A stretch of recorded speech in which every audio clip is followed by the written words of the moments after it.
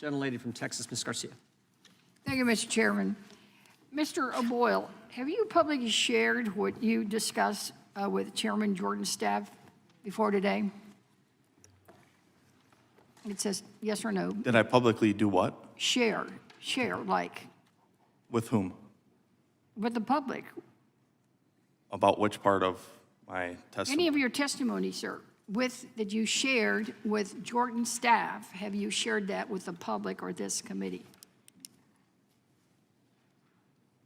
It's a yes or no, sir. It's really not that hard. I don't believe so. You don't believe that, so, okay. And during your transcribed interview on February 10th, did you explain to the committee counsel the content of what you had previously shared with Chairman Jordan's staff? To some degree regarding the questions that were asked on that day. To some degree, is that, so that is a yes? Yes, to some degree. Okay, but you shared it only with the lawyers. Mr. Gates was present for part of that testimony as well. Okay.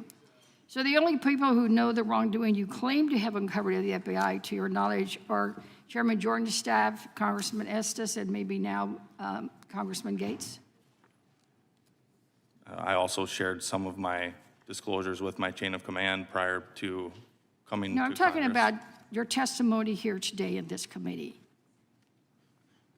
Right, that includes some of what I had provided to my chain of command as well. Well, that's not the question.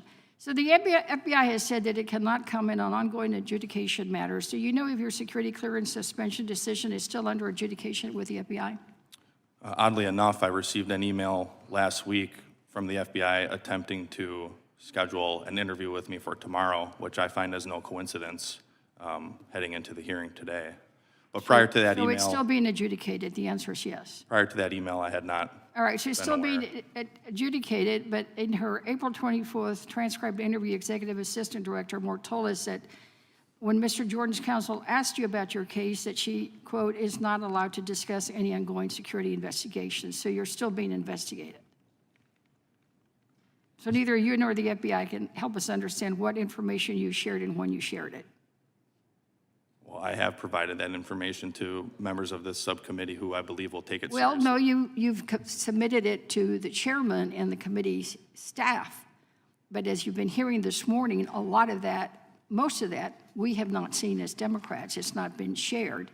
It's not been shared pursuant to the laws, our rules. It's not been shared just even in keeping with a notion of fairness.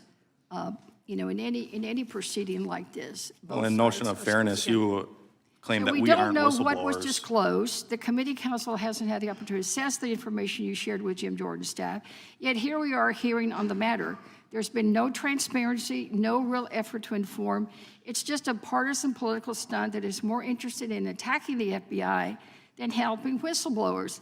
In Texas, we would just say that this is just a lot of hot air blowing here, and it ain't a whistleblower. By having this hearing before the majority makes even basic information about your claims available to us, Chairman Jordan is doing us all a disfavor. We're meeting without knowing. In his opening remarks, he said that he had brought you here to have you tell us what you have seen and what you had witnessed. Yet, we really still don't know because you haven't told us anything. I went through your whole witness statement, and there's nothing in there about what you saw or what you heard. That's not true.